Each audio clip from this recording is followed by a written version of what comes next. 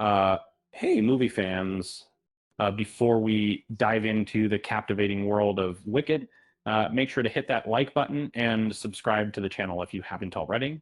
Now let's talk about Madame Morrible, that mysterious and intriguing character from the popular musical Wicked, which was brilliantly adapted into a movie in 2024. If you're like me, you can barely remember a time before you've seen the iconic Wizard of Oz. But have you ever stopped to wonder why Madame Morrible was nowhere to be found in the original film, despite her vital role in the story? Well, strap in, my friends, because we're about to uncover just what Madame Morrible was up to during The Wizard of Oz. Uh, it all began when the 2024 adaptation of Wicked was released, taking audiences by storm uh, with its incredibly detailed narrative and phenomenal characters. Not only did Wicked rival the original Wizard of Oz with its mesmerizing plot, but it introduced us to Madame Morrible, a character with a surprising absence in the film named after the wizard himself. As it turns out, Morrible's story in Wicked ties directly into the original tale of the Wizard of Oz in the most unexpected ways. As we explore Wicked, we'll follow its first act through the movie, which covers all the events of the musical until a pivotal point where the act breaks. Act two is where the story really takes a twist, as many of the plot developments within this musical begin to mirror the original Wizard of Oz. Uh, Morrible plays a pivotal role during this time. Have you ever thought about how she might have orchestrated Dorothy's journey to Oz? In the musical and movie world of Wicked, Madame Morrible is intricately connected to the Wizard of Oz as its main antagonist.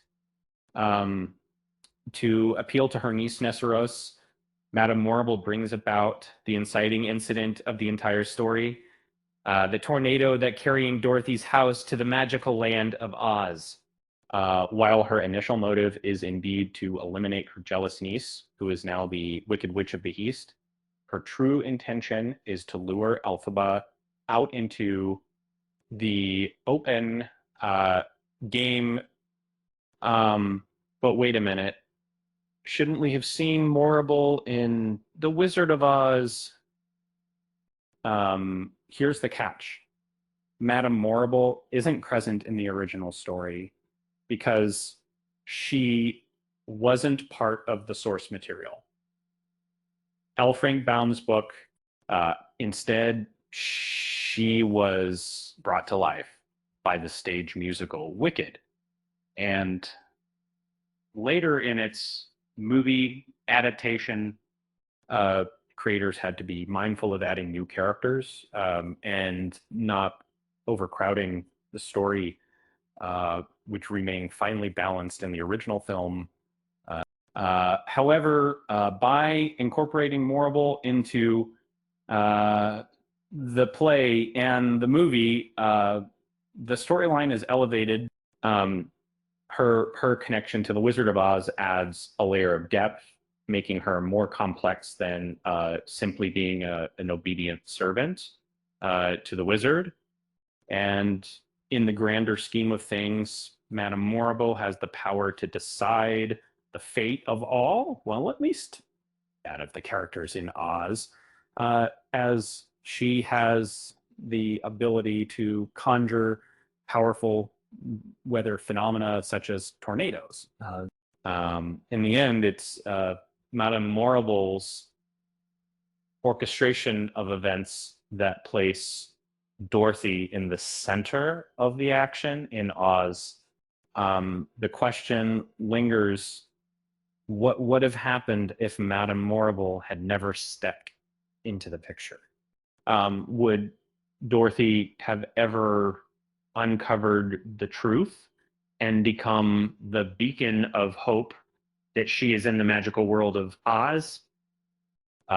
In conclusion, Wicked gives us a fresh and inventive take on the original Wizard of Oz by transforming Madame Morrible from a simple background character into the primary instigator of the story.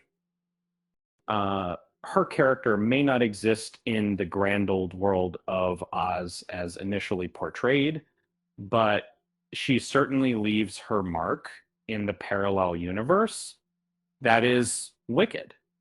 Uh, with that said, thanks for watching, and until next time.